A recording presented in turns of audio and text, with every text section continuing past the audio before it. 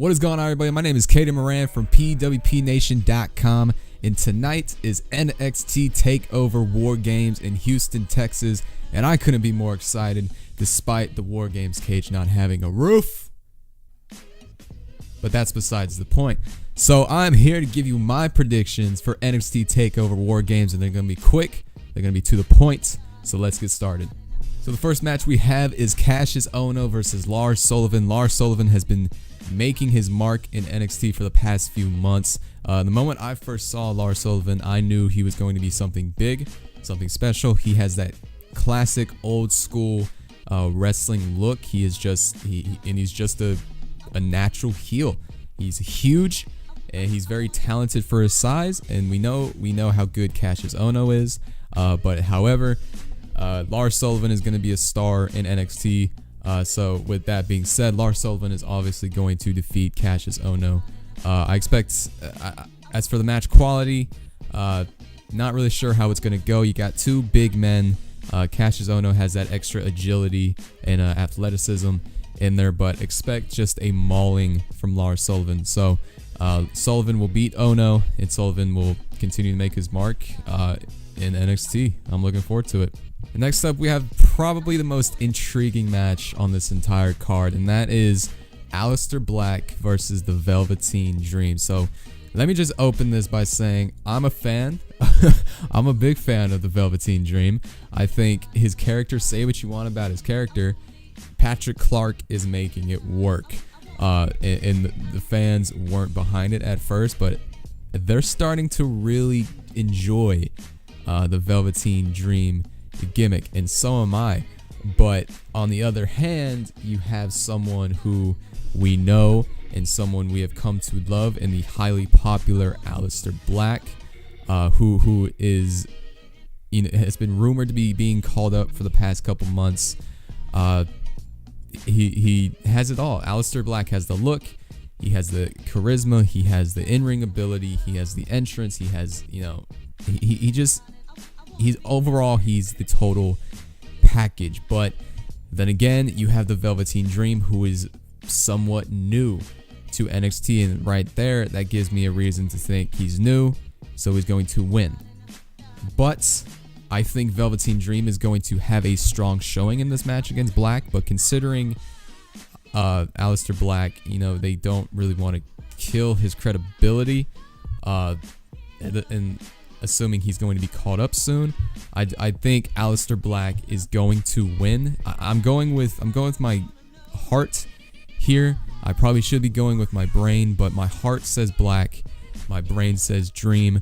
Overall, I think the match is going to be really enjoyable. I think, you got two different personalities, two different characters, two different in-ring styles. So it's going to be a lot of fun to see what the Velveteen Dream can do.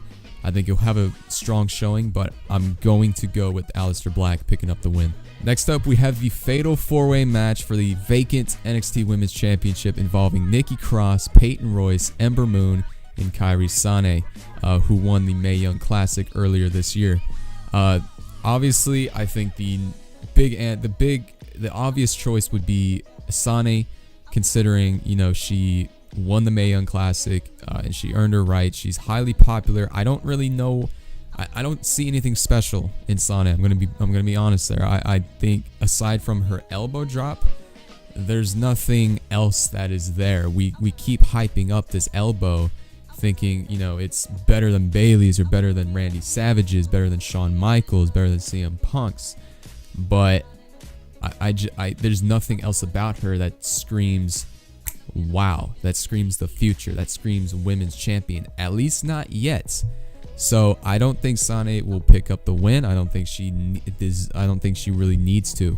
And I think if they do give her that championship right off the bat, then they're making a huge mistake, especially going from a 532 however long the reign was with Asuka being a Japanese champion. I don't think you want to go with another Japanese women's champion right off the bat. As for the other three women, you have Ember Moon, who I've never been a fan of. I don't think she is ready. She wasn't ready against Asuka. I think they were pushing her to be the next face of the women's division, but they have learned that she is not ready, and she still isn't ready. So that leaves Peyton Royce, Nikki Cross. I love Peyton Royce, but I think if they really want to do this right with NXT, then Nikki Cross will win this championship for the sake of sanity, for the sake of, you know, having sanity rule this brand, rule NXT. So with that being said, storyline wise, and considering she is the most ready and she has the most potential, I think Nikki Cross is going to pick up the win and become the next NXT Women's Champion. Now we have the NXT Championship match, Drew McIntyre versus Andrade Cien Almas. In my opinion, Drew McIntyre is the weakest NXT champion in the brand's history. There's nothing that screams wow about him. I can't find a reason to care. I think they screwed up not giving Roderick Strong, or having Roderick Strong beat Bobby Roode and having McIntyre beat him. But, you know, that's in the past. Let's focus on the present. I do think McIntyre is going to pick up the win. I think, you know, Almas has reinvented himself strongly since debuting. And I think he'll be called up to the main roster soon.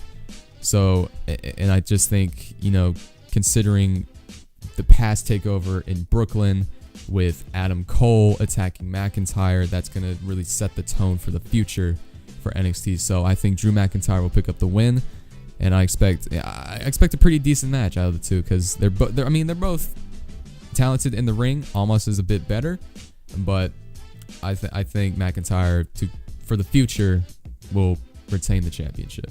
And now we have War Games without a roof.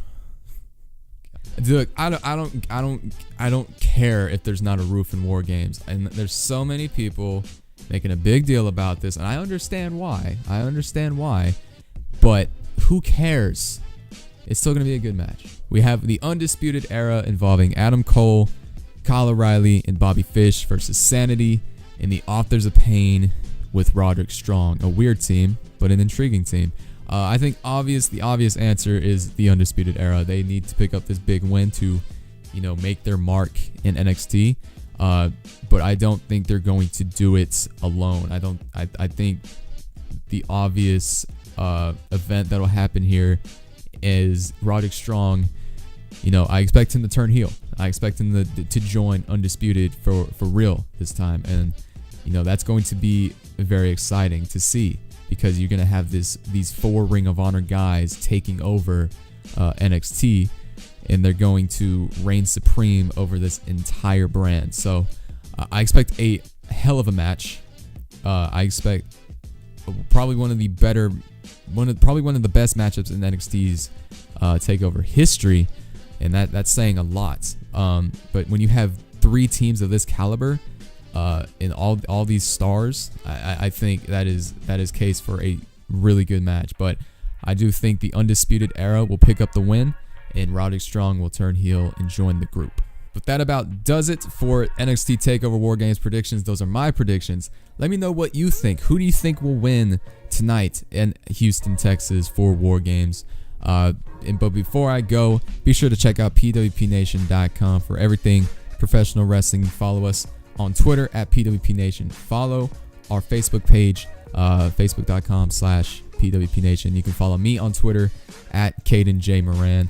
And I hope you're looking forward to this weekend. I hope you're looking forward to tonight. I sure am. Even though there is no roof, I'm still looking forward to the show. So thank you guys for watching. Let me know what your predictions are for tonight, and I will see you soon to discuss TakeOver War Games and Survivor Series. Take care. Thank you, and goodbye.